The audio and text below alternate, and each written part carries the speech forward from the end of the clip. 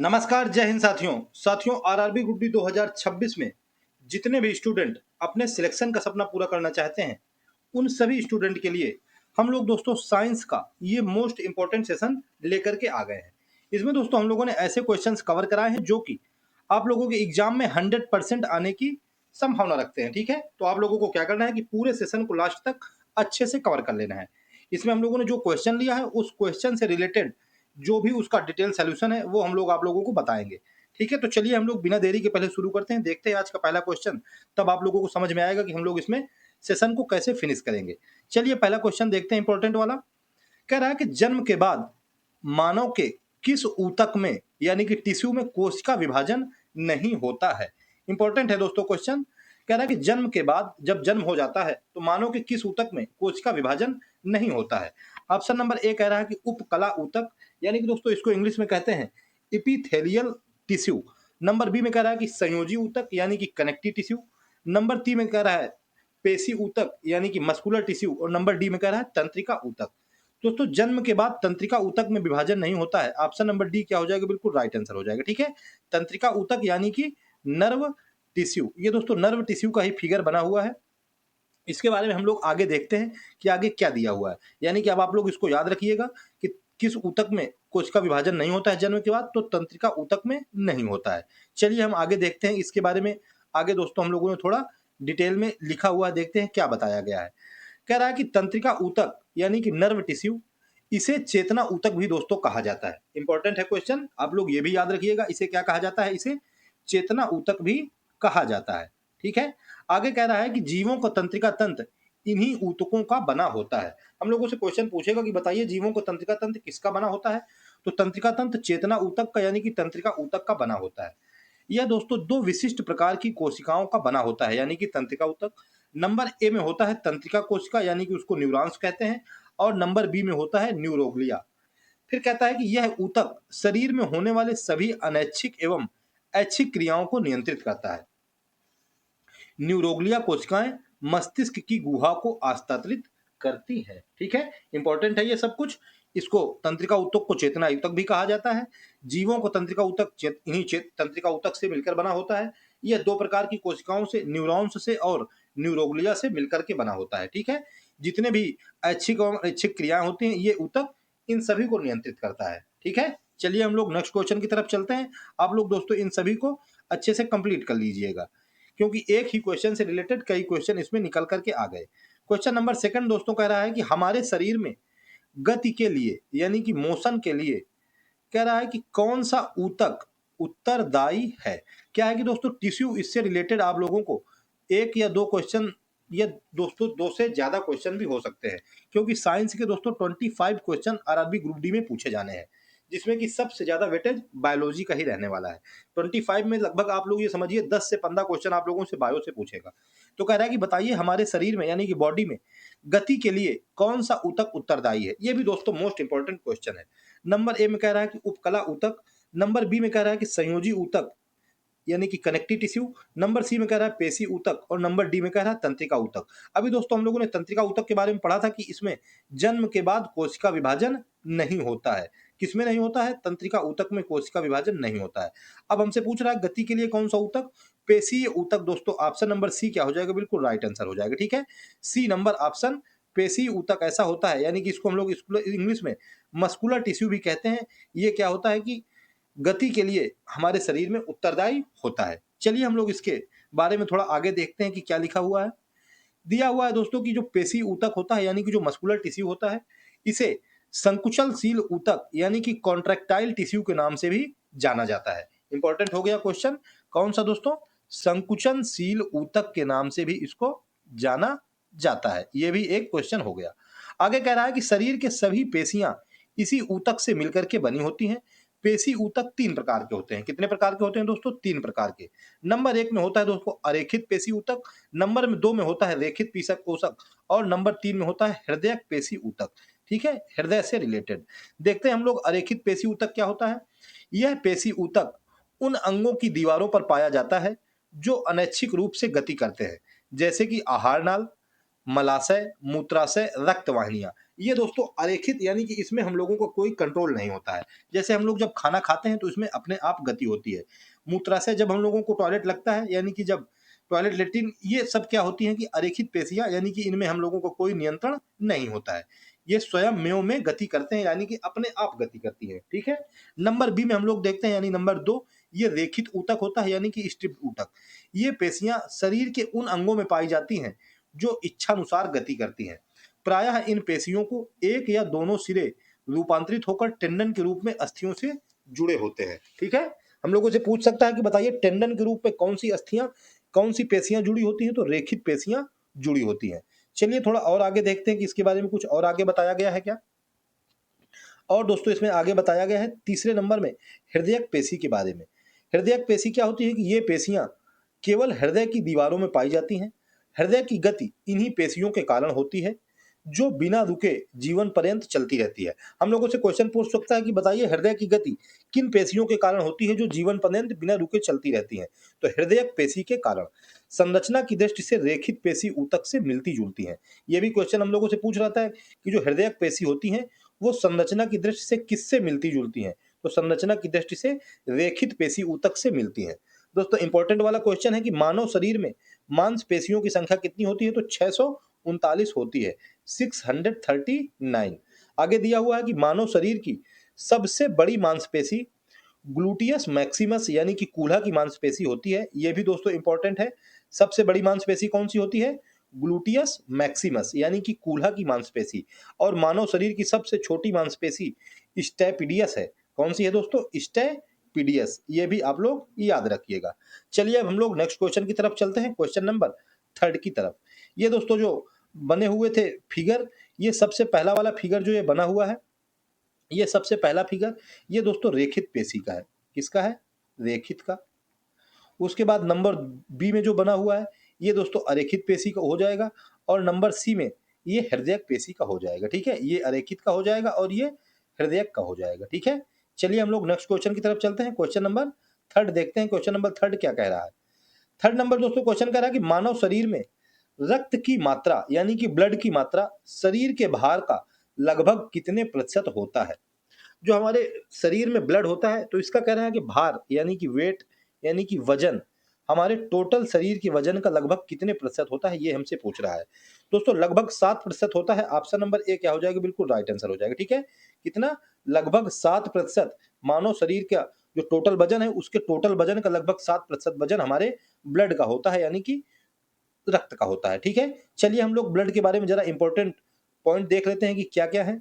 दोस्तों रक्त यानी कि ब्लड हम लोगों से पूछता है कि बताइए यह कैसा टिश्यू है यानी कि कैसा ऊतक है। तो रक्त एक तरल संयोजी ऊतक है यानी कि कनेक्टिव टिश्यू है। ठीक है? कौन सा दोस्तों? संयोजी ऊतक यानी कि कनेक्टिव टिश्यू है। नंबर 2 पॉइंट में कह रहा है कि मानव शरीर में रक्त की मात्रा शरीर के भार का लगभग 7% होती है। ये तो क्वेश्चन ही था। नंबर सी में कह रहा है कि रक्त एक क्षारीय विलयन है। हम लोगों से क्वेश्चन पूछ सकता है कि रक्त कैसा विलयन है? रक्त यानी कि ब्लड एक क्षारीय विलयन है जिसका पीएच मान 7.4 होता है। ये भी दोस्तों इंपॉर्टेंट पॉइंट है। नेक्स्ट पॉइंट है कि एक वयस्क मनुष्य में औसतन 5 से 6 लीटर रक्त होता है। ये भी इंपॉर्टेंट है, ये भी क्वेश्चन पूछता है।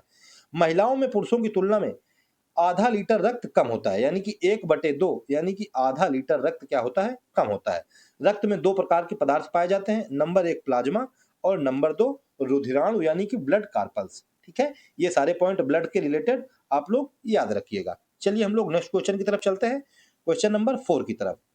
दोस्तों अगर आप लोगों को सेशन पसंद आए, इंपॉर्टेंट सेशन है, अगर मतलब पढ़ने में मजा आए, सेशन पसंद आए तो फिर एक प्यारा सा कमेंट करके मुझको जरूर बताइएगा। और अगर चैनल पर नए हो तो फिर सब्सक्राइब करना मत भूलिएगा, क्योंकि दोस्तों आरआरबी ग्रुप डी का एग्जाम अब बहुत ही पास आता चला जा रहा है। अब आप लोग दोस्तों क्या है कि अच्छी तरीके से अपनी तैयारी में जुट जाइए। क्वेश्चन 4 कह रहा है कि डेंगू ज्वर यानी कि जो डेंगू फीवर होता है यानी कि ज्वर यानी कि बुखार, कह रहा है कि मानव शरीर में ह्यूमन बॉडी में किसकी कमी के कारण होता है? कमी यानी कि डिफिशियंसी। ऑप्शन नंबर ए कह रहा है कि प्लाज्मा की कमी के कारण। ऑप्शन बी कह रहा है कि श्वेत रक्त की कमी के कारण। ऑप्शन सी प्लेटलेट्स की कमी के कारण, या ऑप्शन नंबर डी लाल रक्त की कमी के कारण। दोस्तों प्लेटलेट्स की कमी के कारण क्या होता है कि मानव शरीर में डेंगू ज्वर यानी कि डेंगू फीवर आ जाता है। किसके? प्लेटलेट्स की कमी के कारण। ठीक है? डेंगू ज्वर होता है, इंपॉर्टेंट है। चलिए हम लोग जरा प्लेटलेट्स से रिलेटेड देख लेते हैं इंपॉर्टेंट पॉइंट कि प्लेटलेट्स से रिलेटेड इंपॉर्टेंट पॉइंट क्या है। प्लेटलेट्स दोस्तों यह केवल मनुष्य एवं अन्य स्तनधारियों के रक्त में पाया जाता है। हम लोगों से पूछ सकता है कि प्लेटलेट्स किस में पाया जाता है, तो यह केवल स्तनधारी में और मनुष्य में। मनुष्य क्योंकि स्तनधारी है, इसी वजह से दोस्तों ये मनुष्य में पाया जाता है, यानी कि ये स्तनधारियों में पाया जाता है। नंबर सेकंड पॉइंट है कि इसमें केंद्रक नहीं होता है। हम लोगों से पूछ सकता है कि बताइए प्लेटलेट्स में केंद्रक होता है या नहीं होता है, तो इसमें केंद्रक नहीं होता है। इसका निर्माण अस्थिमज्जा यानी कि बोन मैरो में होता है। बोन मैरो में दोस्तों प्लेटलेट्स का और आरबीसी का यानी कि रेड ब्लड कार्पल्स और डब्ल्यूबीसी यानी कि डब्ल्यू ब्लड कार्पल्स, इनका तीनों का निर्माण अस्थिमज्जा में यानी कि बोन मैरो में ही होता है।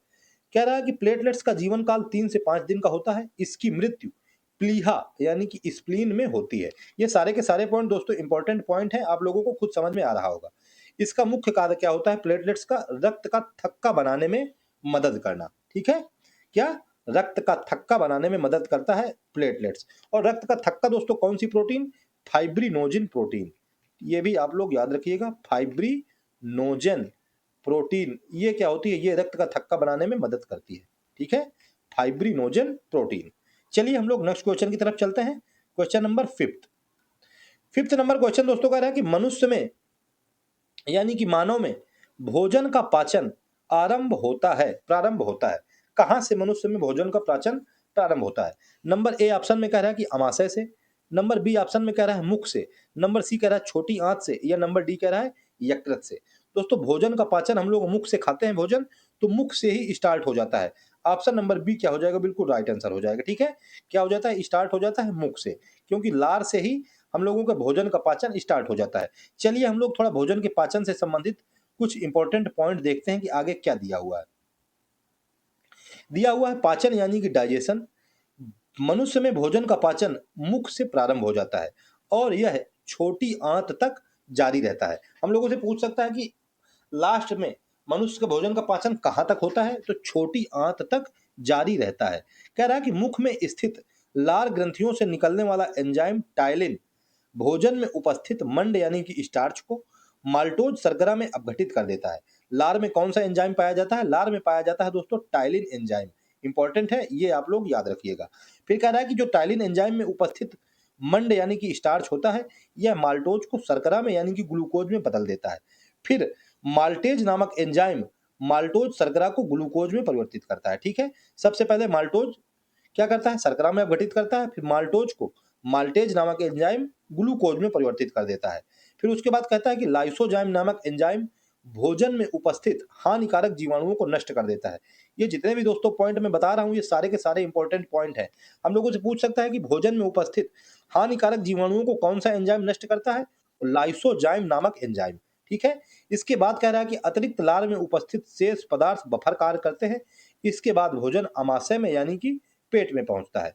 तो दोस्तों ये मुख के प्राचन मतलब मुख के पाचन का प्रोसेस था कि सबसे पहले मुख में भोजन प्रारंभ हो जाता है पाचन, फिर से सब लास्ट में छोटी आंत तक जाता है।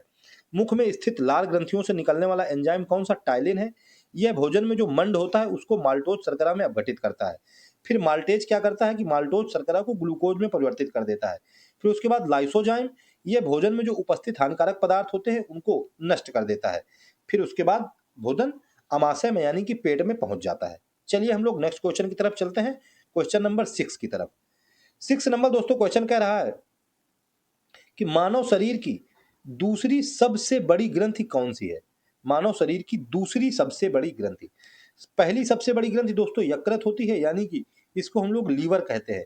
ये कौन सी है? ये फर्स्ट नंबर की है, यानी कि सबसे बड़ी ग्रंथि है फर्स्ट नंबर की यकृति। दूसरी सबसे बड़ी ग्रंथि होती है दोस्तों अग्न्याशय। ऑप्शन नंबर डी क्या हो जाएगा? बिल्कुल राइट आंसर हो जाएगा। ठीक है, अग्न्याशय को दोस्तों पैनक्रियाज कहा जाता है। क्या कहा जाता है? पैनक्रियाज। ये दोस्तों दूसरी सबसे बड़ी ग्रंथि है मानव शरीर की। इंपॉर्टेंट है दोस्तों क्वेश्चन, और इसके बारे में हम लोग आगे थोड़ा इंपॉर्टेंट पॉइंट भी देखते हैं कि क्या है अग्न्याशय के इंपॉर्टेंट पॉइंट। अग्न्याशय दोस्तों क्या होता है कि यह मानव शरीर की दूसरी सबसे बड़ी ग्रंथि है। यह एक अंतःस्रावी ग्रंथि यानी कि नलिका विहीन ग्रंथि होती है, और बहिस्रावी ग्रंथि यानी कि नलिका युक्त ग्रंथि होती है, यानी कि ये दोनों प्रकार की ग्रंथि होती है। इसी वजह से ये इंपॉर्टेंट है। ये कौन सी? ये मिक्स ग्रंथि है, जिसमें कि अंतःस्रावी ग्रंथि यानी कि नलिका विहीन और बहिस्रावी ग्रंथि यानी कि नलिका युक्त ग्रंथि होती है। अग्न्याशयी ग्रंथि से अग्न्याशयी रस निकलता है, जिसमें लगभग 9.8% जल तथा शेष भाग में लवण एवं एंजाइम पाए जाते हैं। अग्न्याशय कैसा? अग्न्याशय एक दोस्तों क्षारीय द्रव है। ये हम लोगों को दिया हुआ है, अग्न्याशय क्षारीय द्रव है। इसका पीएच मान लगभग 7.5 से लेकर के 8.3 तक होता है। कितना होता है? 7.5 से लेकर के 8.3 तक ये होता है अग्न्याशय का पीएच मान। इसमें दोस्तों तीनों प्रकार के मुख्य भोज्य पदार्थ यानी कि कार्बोहाइड्रेट, वसा और प्रोटीन को पचाने के लिए एंजाइम होते हैं। हम लोगों से यही क्वेश्चन पूछ लेगा कि तीनों प्रकार के जो भोज्य पदार्थ होते हैं यानी कि कार्बोहाइड्रेट, वसा और प्रोटीन, इनको पचाने के लिए किसमें एंजाइम पाए जाते हैं? कौन सी ग्रंथि में? दोस्तों अग्नाशयी ग्रंथि में एंजाइम पाए जाते हैं। इसलिए इसे पूर्ण पाचक रस भी कहा जाता है। पूर्ण पाचक रस किसको कहा जाता है? अग्नाशयी रस को, यानी कि अग्नाशय रस को पूर्ण पाचक रस कहा जाता है। एंजाइम क्या होता है कि मूलतः प्रोटीन होते हैं। ठीक है, ये भी आप लोग याद रखिएगा। पूर्ण पाचक रस किसको कहा जाता है? तो अग्नाशयी रस को कहा जाता है। ठीक है, सारे के सारे जो इंपॉर्टेंट पॉइंट है दोस्तों आप लोग इनको अच्छे से कवर कीजिएगा। चलिए हम लोग नेक्स्ट क्वेश्चन की तरफ चलते हैं दोस्तों। क्वेश्चन नंबर 7, यानी कि दोस्तों आज का ये लास्ट क्वेश्चन है।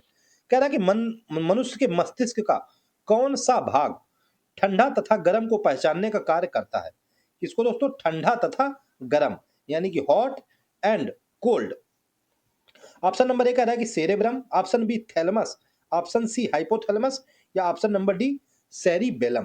दोस्तों ऑप्शन नंबर बी थैलमस क्या हो जाएगा? हम लोगों को बिल्कुल इंपॉर्टेंट मतलब राइट आंसर हो जाएगा। ठीक है, थैलमस ये क्या होता है कि ये ठंडा तथा गर्म को पहचानने का कार्य करता है। ठीक है, चलिए दोस्तों हम लोग जरा मस्तिष्क से यानी कि रिलेटेड पॉइंट देखते हैं कि मस्तिष्क से रिलेटेड, ब्रेन से रिलेटेड कौन कौन से इंपॉर्टेंट पॉइंट है। सबसे पहले तो हम लोग देखेंगे कि मस्तिष्क का विभाजन 3 भागों में दोस्तों किया जाता है। नंबर 1 अग्र मस्तिष्क, नंबर 2 मध्य मस्तिष्क और नंबर 3 पश्च मस्तिष्क। ठीक है, अब दोस्तों अग्र मस्तिष्क इसको भी 2 भागों में डिवाइड कर दिया जाता है। नंबर 1 सेरिब्रम और नंबर 2 डाइएनसेफेलॉन। ठीक है, फिर इस डाइएनसेफेलॉन के दोस्तों 2 पार्ट होते हैं। नंबर 1 होता है थैलेमस और नंबर 2 में होता है हाइपोथैलेमस। यही दोस्तों जो थैलेमस होता है यही ठंडा तथा गर्म की पहचान करता है। थैलेमस क्या करता है? ठंडा तथा गर्म की पहचान करता है। ये तो दोस्तों हो गए अग्र मस्तिष्क। अग्र मस्तिष्क के 2 भाग सेरिब्रम तथा डायनसिफलान, फिर डायनसिफलान के 2 भाग थैलेमस और हाइपोथैलेमस। उसके बाद हम लोग बात करेंगे दोस्तों मध्य मस्तिष्क की। मध्य मस्तिष्क के भी 2 भाग होते हैं, कार्पोरा क्वाड्रिजेमिना और सेरिब्रल पेडिकम। उसके बाद दोस्तों हम लोग बात कर लेते हैं पश्च मस्तिष्क की। इसके भी 2 भाग होते हैं, सेरिबेलम और मेड्यूला ऑब्लांगेटा। उसके बाद दोस्तों नोट में दिया हुआ है कि ईईजी यानी कि इंसेफेलोग्राफ का प्रयोग मस्तिष्क के कार्य का पता लगाने के लिए किया जाता है। इंपॉर्टेंट है क्वेश्चन, हम लोगों से पूछ सकता है कि मस्तिष्क के कार्य का पता लगाने के लिए किसका प्रयोग किया जाता है? ईईजी यानी कि इलेक्ट्रोइंसेफेलोग्राफ। ठीक है, क्या? इलेक्ट्रोइंसेफेलोग्राफ। चलिए और आगे एक इंपॉर्टेंट पॉइंट दिए हुए हैं, जरा उनको भी पढ़ लेते हैं। मस्तिष्क से रिलेटेड दिया हुआ है कि मस्तिष्क का यानी कि मनुष्य का मस्तिष्क अस्थियों के खोल क्रेनियम में बंद रहता है। किस में बंद रहता है दोस्तों? क्रेनियम। ये क्या होता है कि अस्थियों का खोल होता है। हमारा जो माइंड होता है, दिमाग होता है, ये क्रेनियम में बंद रहता है। हम लोगों से बहुत बार क्वेश्चन पूछता है, जो बाहरी आघातों से इसको बचाता है। मनुष्य के मस्तिष्क का वजन लगभग 1400 ग्राम होता है। कितना होता है दोस्तों? लगभग 1400 ग्राम ये होता है इसका वजन, यानी कि इसका वेट। फिर कह रहा है कि सेरिब्रम के कार्य। अब हम लोग देख लेते हैं कि कार्य कौन कौन से हैं सेरिब्रम के कार्य। यानी कि सेरिब्रम ये अग्र मस्तिष्क का भाग है। इसका कार्य है, यह मस्तिष्क का सबसे विकसित भाग होता है। यह बुद्धिमत्ता, स्मृति, इच्छा शक्ति, ऐच्छिक गतियां, ज्ञानवाणी एवं चिंतन का केंद्र है। ज्ञानेंद्रियों से प्राप्त प्रेरणाओं तथा इसमें विश्लेषण एवं समन्वय होता है। यह सेरिब्रम का काम है। उसके बाद थैलेमस का कार्य, यह ठंडा तथा गर्म को पहचानने तथा दर्द का अनुभव करता है। ठीक है, दर्द, उसके बाद ठंडा, उसके बाद गर्म, ये सब क्या करता है? ये सब थैलेमस कार्य करता है। उसके बाद दिया हुआ है हाइपोथैलेमस का कार्य क्या है? यह संवेगात्मक क्रियाओं को नियंत्रित करता है। यह अंतःस्रावी ग्रंथियों से स्रावित होने वाले हार्मोन को नियंत्रित करता है। पिट्यूटरी ग्रंथि से स्रावित होने वाले हार्मोन से इससे स्रावित होते हैं। यह दोस्तों भूख, प्यास, ताप नियंत्रण, प्यार, घृणा आदि के केंद्र होते हैं। रक्तदाब यानी कि ब्लड प्रेशर, जल के उपापचय, पसीना, गुस्सा, खुशी आदि इसी के नियंत्रण में है। हाइपोथैलेमस भी दोस्तों बहुत इंपॉर्टेंट है। हाइपोथैलेमस से दोस्तों जितने भी हम लोगों को भूख, प्यास, ताप नियंत्रण, घृणा और प्यार, पसीना, गुस्सा, खुशी सब आते हैं, ये सभी हाइपोथैलेमस नियंत्रण करता है। और थैलेमस ठंडा, गर्म और दर्द को नियंत्रण करता है। और दोस्तों आगे इंपॉर्टेंट पॉइंट देख लेते हैं, दिया हुआ है उसके बाद कि कार्पोरा क्वाड्रिजेमिना की क्या कार्य है। ये दोस्तों पश्चिम मस्तिष्क का भाग है। यह दृष्टि एवं श्रवण शक्ति पर नियंत्रण का केंद्र करता है। किसमें? दृष्टि यानी कि देखने में, और श्रवण शक्ति यानी कि सुनने में। इसका कौन काम करता है? Corpora quadrigemina. उसके बाद देखते हैं सेरिब्रल पोन्डिकल के कार्य। इसे दोस्तों क्रूरा सेरिबी भी कहते हैं। यह मस्तिष्क के अन्य भागों को मेरुरज्ज से जोड़ता है। ठीक है, ये क्या करता है? अन्य भागों को मेरुरज्ज से जोड़ता है। ठीक है, ये भी आप लोग याद रखिएगा। देख लेते हैं सेरिबेलम के कार्य।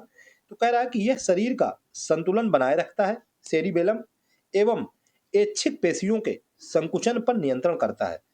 यह आंतरिक कान के संतुलन भाग में संवेदनाएं ग्रहण करता है। उसके बाद दिया हुआ लास्ट में मेडुला ऑब्लांगेटा। यह मस्तिष्क का सबसे पीछे का भाग होता है। इसका मुख्य कार्य उपापचय, रक्तदाब, आहार नाल के क्रमानुकंचन, ग्रंथिसाव, हृदय की धड़कन तथा श्वसन का नियंत्रण करना है। उल्टी का नियमन केंद्र मेडुला ऑब्लांगेटा ही होता है। इसका उल्टी यानी कि वोमिटिंग, हम लोगों से पूछता है कि वोमिटिंग किसके द्वारा नियंत्रण होता है, तो ये होता है मेडुला ऑब्लांगेटा के द्वारा। श्वसन का नियंत्रण ये भी मेडुला ऑब्लांगेटा के द्वारा। और उसके बाद दोस्तों शरीर का संतुलन बनाए रखना, यह सेरिबेलम। ठीक है, सेरिबेलम यानी कि जो सेरिबेलम है यह शरीर का संतुलन बनाता है। ठीक है, तो दोस्तों ये थे आज के टॉप 7 क्वेश्चंस, जो कि कवर कराते कराते दोस्तों टॉप 50 क्वेश्चंस या टॉप 40 क्वेश्चंस हो गए हैं। हर एक पॉइंट इंपॉर्टेंट है, आप लोगों ने खुद दोस्तों देखा होगा और महसूस किया होगा। अब आप लोगों को दोस्तों बारी है। अब आप लोगों को अगर सेशन पसंद आया हो तो फिर एक कमेंट करके मुझको जरूर बताइएगा, और अगर चैनल पर नए हो तो चैनल को सब्सक्राइब कर लीजिएगा। और ऐसे इंपॉर्टेंट क्लासें आप लोगों को मिलती रहेंगी, और जो भी आपके यार दोस्त तैयारी करने वाले हों उनको सेशन शेयर भी कर दीजिएगा। ठीक है, तो ठीक है दोस्तों, आप लोग सेशन को अच्छे से तैयार करिए। मिलते हैं नेक्स्ट सेशन में, तब तक के लिए जय हिंद, जय श्री राम।